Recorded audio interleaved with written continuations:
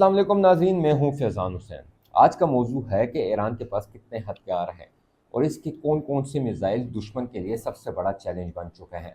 दोस्तों, मशरिक़ वस्ता की तज़ुरात बसात पर ईरान का मिसाइल और हथियारी प्रोग्राम वो सतून है जिसने तेहरान को इलाकाई सुपर पावर के मकाम तक पहुंचाया। आइए इस ताकत के खदोखाल को मरहलावार समझते हैं, तारीख से लेकर जदीद तरीन हाइपरसोनिक मिसाइल तक। तो नाज़रीन, इस्लामी जमहूरिया ईरान की दिफाई हिकमत अमली हमेशा गैर रिवायती और गैर मुतकारन जंगी सोच पर मबनी रही है। 1979 के इनकलाब इस्लामी के बाद ईरान को जिन दाखिली व खारजी चैलेंजेस का सामना था, इनके पेश नज़र तेहरान ने रिवायती फौजी इन्हिसार की बजाय खुद इन्हिसारी मकामी साख्तगी, कम लागत मगर मौसर हथियार साजी की राह इख्तियार की। अमरीकी, यूरोपीय ताकतों और इसराइल से दुश्मनी के साथ साथ इराक के साथ 8 साल जंग ने ईरानी दिफाई हिकमत अमली को मजीद शिद्दत दी। आलमी पाबंदियों, सफारती तन्हाई और बैरूनी हमले के खदशात ने ईरान को इस बात पर मजबूर किया कि वो अपनी जंगी सलाहियतों में बुनियादी तब्दीली लाए। ईरान के पास इस नई दिफाई हिकमत अमली में सबसे अहम किरदार इसके बैलिस्टिक मिसाइल प्रोग्राम ने अदा किया। अगरचा ईरान का ये प्रोग्राम इब्तदा में शुमाली कोरिया और स्वीट टेक्नोलॉजी पर इन्हिसार करता था, ताहम रफ्ता रफ्ता ईरान ने इसे मुकम्मल तौर पर अंदरूने मुल्क तैयार करने की सलाहियत हासिल कर ली। इस वक्त ईरान के पास मशरिक़ वस्ता का सबसे वसी और मतनू बैलिस्टिक मिसाइल ज़ख़ीरा मौजूद है। अमरीकी दिफाई माहिरीन बशमूल US सेंट्रल कमांडर के आला अफसरान इस बात का एतराफ़ कर चुके हैं कि ईरान के पास 3000 से ज़ायद मुख्तलिफ अक़साम के बैलिस्टिक मिसाइल मौजूद हैं, जिनकी मार हदूद ईरान से हज़ारों किलोमीटर दूर तक पहुँचती है। ईरान के मिसाइल प्रोग्राम की बुनियाद शॉर्ट रेंज मिसाइलों पर रखी गई। ये मिसाइल मैदान जंग में करीबी अहदाफ को निशाना बनाने की सलाहियत रखते हैं। फतेह जुल्फ़िकार, दसफोल और शहाब सीरीज़ के इब्तदाई विजन ऐसे हथियार थे जो इराक जंग के तजर्बात के बाद तख्लीक किए गए। इनमें बाज़ माया ईंधन से चलने वाले थे जो पुराने और गैर महफूज समझे जाते थे, मगर बाद अज़ाए ईरान ने ठोस ईंधन पर इन्हिसार बढ़ाया जो जल्दी लॉन्च किए जा सकते हैं और नकलो हरकत में आसानी फराहम करते हैं। फतेह 110 और फतेह 313 जैसे मिसाइलों ने ईरान को इस काबिल बनाया कि वो करीबी दुश्मन अहदाफ को इंतहाई दुरुस्तगी से निशाना बना सके। ये मिसाइल आम तौर पर 300 से 500 किलोमीटर तक मार कर सकते हैं और इनमें जदीद इनर्शियल नेविगेशन सिस्टम नस्ब किए गए हैं जो इनकी दुरुस्तगी को 30 मीटर के अंदर ला चुके हैं। जुल्फ़िकार और दसफोल जैसे जदीद मिसाइलों ने ईरान को 700 से 1000 किलोमीटर तक रेंज में दुश्मन को निशाना बनाने की सलाहियत अता की। इन मिसाइलों की खास बात इनका मोबाइल होना है। ईरान ने इन्हें ऐसे लॉन्चर्स के साथ जोड़ा जो पहाड़ी इलाकों, बंकरों और सुरंगों में खुफिया तौर पर छुपाए जा सकते हैं। ईरान की जोग्राफियाई साख्त, जिसमें वसी पहाड़ी सिलसिले और सेराई इलाके शामिल हैं, इसे ऐसे मिसाइल सिस्टम के लिए बेहतरीन पनाहगाह फराहम करती है। शॉर्ट रेंज मिसाइलों से आगे बढ़ते हुए ईरान ने दरमियानी फासले तक मार करने वाले मिसाइलों पर भरपूर तवज्जो दी ताकि इसराइल जैसे दूर दराज दुश्मन को निशाना बनाया जा सके। शहाब 3 इसकी एक वाजिया मिसाल है जिसकी रेंज तकरीबन 1300 किलोमीटर है।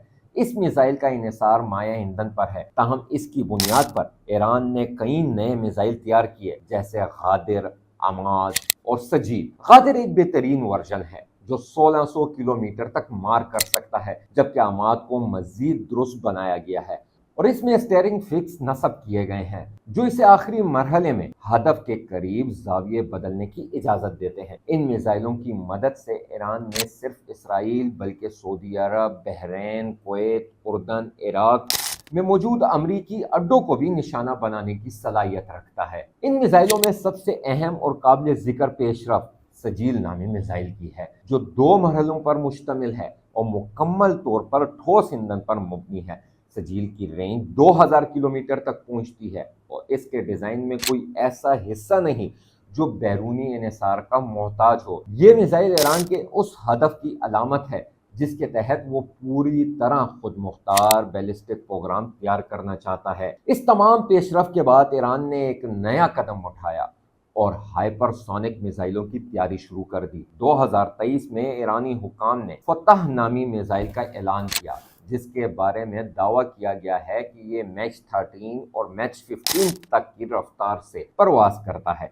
یہ میزائل ہدف پر آخری لمحے میں سم بدلنے کی صلاحیت رکھتا ہے، جس سے یہ اسرائیل یا امریکہ کے ایٹمی میزائل سسٹم کو دھوکہ دینے کے قابل ہو جاتا ہے۔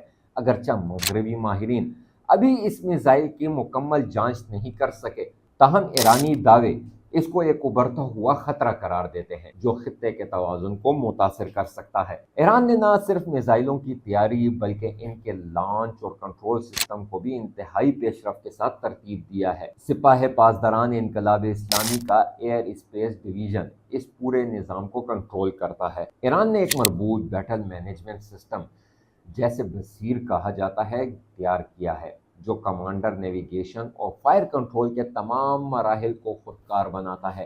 اس سسٹم کی بدولت ایران چند منٹوں میں کئی میزائل لانچ کرنے کی صلاحیت رکھتا ہے، جو دشمن کے لیے روک تھام کا ایک مؤثر ذریعہ ہے۔ ایران نے اپنے میزائلوں کا استعمال کئی بار میدان جنگ میں کر کے اپنی صلاحیت کا مظاہرہ بھی کیا۔ 2017 میں شام کے صوبے دل الزور میں داعش کے ٹھکانوں پر فاتح اور ذوالفقار میزائلوں سے حملہ کر کے ایران نے عالمی برادری کو اپنی درستگی اور رینج کا واضح پیغام دیا۔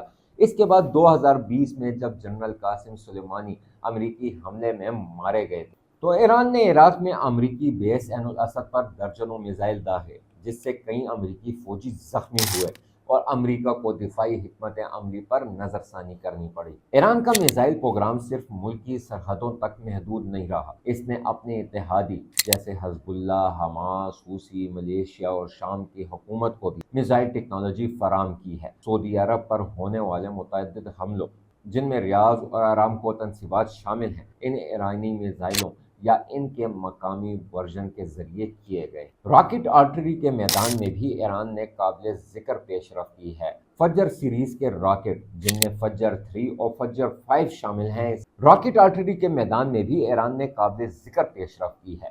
فجر سیریز کے راکٹ، جن میں فجر 3 اور فجر 5 شامل ہیں، اسرائیل اور سعودی عرب کے خلاف پراکسی جنگوں میں استعمال ہو چکے ہیں۔ ان کی رینج محدود ضرور ہے، مگر بڑی تعداد میں فائر کیے جانے کی صلاحیت انہیں انتہائی خطرناک بناتی ہے۔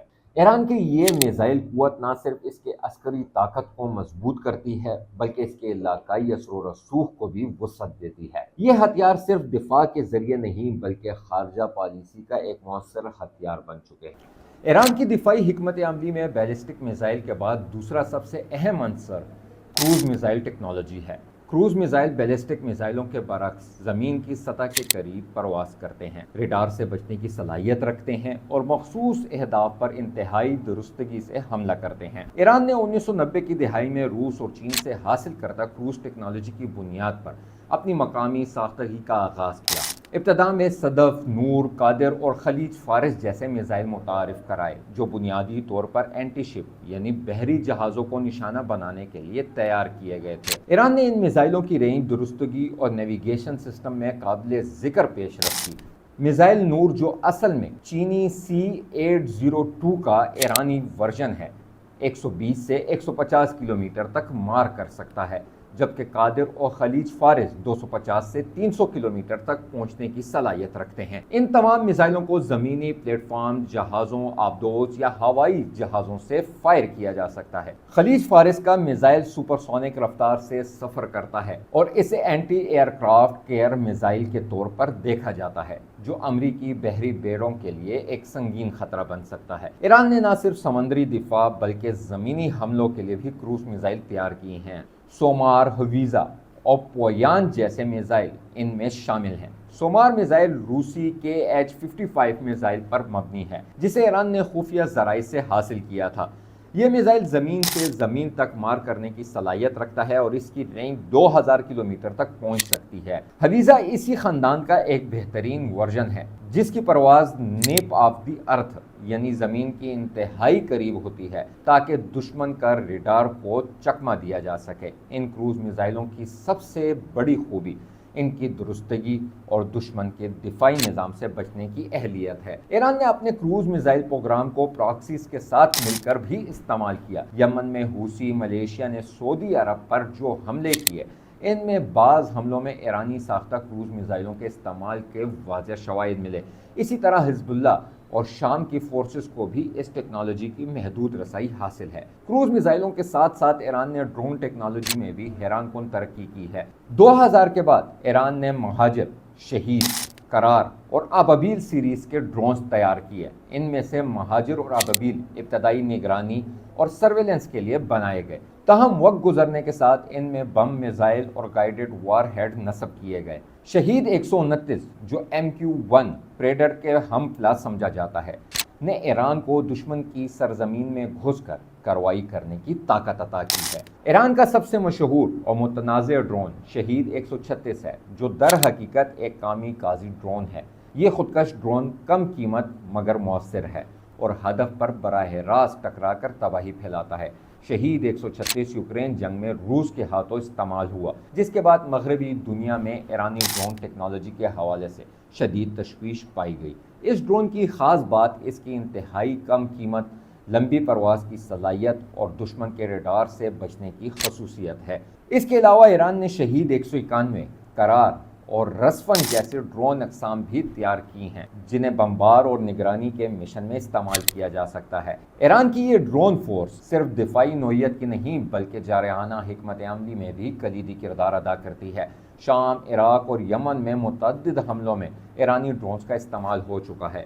سعودی عرب کی تیل تنصیبات جیسے ارامکو پر حملوں میں بھی یہی ڈرون ٹیکنالوجی کلیدی ہتھیار کے طور پر بروئے کار لائے گئے۔ اسرائیل نے بھی کئی بار دعویٰ کیا ہے کہ لبنان اور شام کی جانب سے ایرانی ڈرون اس کی فضائی حدود میں داخل ہوئے، جنہیں بعد میں نشانہ بنایا گیا۔ ڈرونز اور کروز میزائلوں کے ساتھ ایران نے اپنی فضائی دفاعی نظام میں نمایاں بہتری لائی ہے۔ ابتدا میں ایران نے روسی S-200 اور چینی HQ-2 جیسے پرانے نظاموں پر انحصار کیا، مگر رفتہ رفتہ اس نے اپنے فضائی دفاع کو اندرون ملک تیار کردہ جدید سسٹم سے مضبوط کیا۔ باور 373 ایران کا جدید ترین ایئر ڈیفنس سسٹم ہے، جو روسی S-300 کے ہم پلہ سمجھا جاتا ہے۔ ایرانی حکام کا دعویٰ ہے کہ یہ سسٹم 300 کلومیٹر تک اہداف کو دیکھنے، 200 کلومیٹر سے نشاندہی کرنے اور 100 کلومیٹر سے تباہ کرنے کی صلاحیت رکھتا ہے۔ باور 373 میں AESA radar, multi tracker features اور سیمی ایکٹیو اور ایکٹیو گائیڈنس میزائل شامل ہیں۔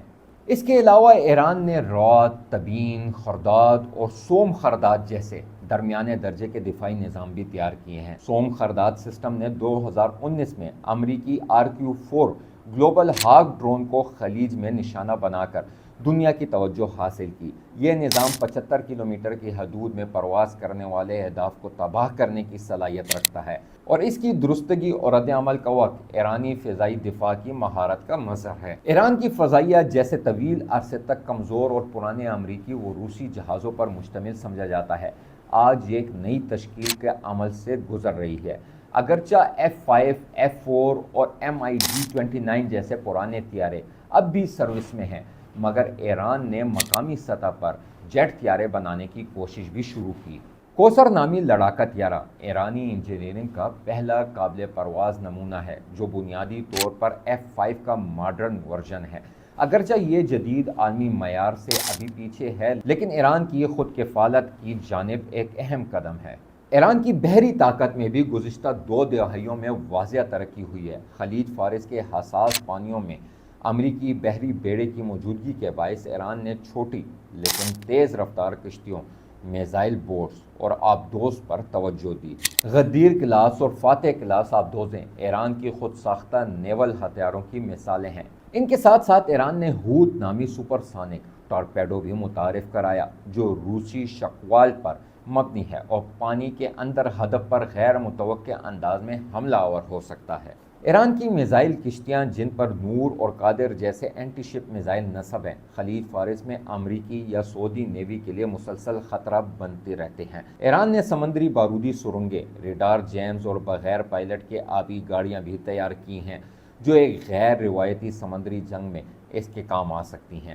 ایران کی فوجی تیاری صرف ہتھیاروں کی ساخت تک محدود نہیں رہی، اس نے اپنے سائبر وارفیئر، الیکٹرانک وارفیئر اور سیٹلائٹ ٹیکنالوجی میں بھی اہم قدم رکھا ہے۔ سپاہ پاسداران کے سائبر یونٹس نہ صرف دفاع بلکہ حملے کی صلاحیت رکھتے ہیں اور متعدد موقع پر سعودی، اسرائیل اور امریکی سائبر سسٹمز کو نشانہ بنایا جا چکا ہے۔ ایران نے اپنی فوجی مشینری کو نظریاتی اور مذہبی بنیادوں پر تشکیل دیا ہے۔ اس کی فورسز محض تنخواہ دار فوج نہیں بلکہ ایک انقلابی نظریے کے تحت لڑنے والے سپاہی ہیں۔ یہی جذبہ اسے دیگر مسلم یا عرب افواج سے ممتاز بناتا ہے۔ ایرانی اسٹریٹجک سوچ میں روک تھام اور بدلہ دو مرکزی ستون ہیں۔ اس کے تمام ہتھیار انہی اصولوں پر بنائے گئے ہیں۔ ساتھیوں، اب جب کہ اسرائیل اور ایران کی جنگ باقاعدہ طور پر شروع ہو چکی ہے تو دوستوں، جون 2025 کا مہینہ تاریخ میں ایک نئے سنگ میل کے طور پر یاد رکھا جائے گا۔ برسوں کی سرد جنگ، پراکسی تنازعات، سائبر حملوں اور خفیہ کارروائیوں کے بعد ایران اور اسرائیل اب کھلے میدان میں جنگ میں آمنے سامنے آ چکے ہیں۔ جو تصادم کبھی لبنان، شام یا عراق کی زمین پر ہوتا تھا، اب براہ راست ایران اور تل ابیب کے درمیان ہو رہا ہے۔ ایسی صورتحال میں ایران کے فوجی اثاثے، اس کی حکمت عملی اور اس کے روایتی اور غیر روایتی ہتھیاروں کی حیثیت پہلے سے کہیں زیادہ اہم ہو چکی ہے۔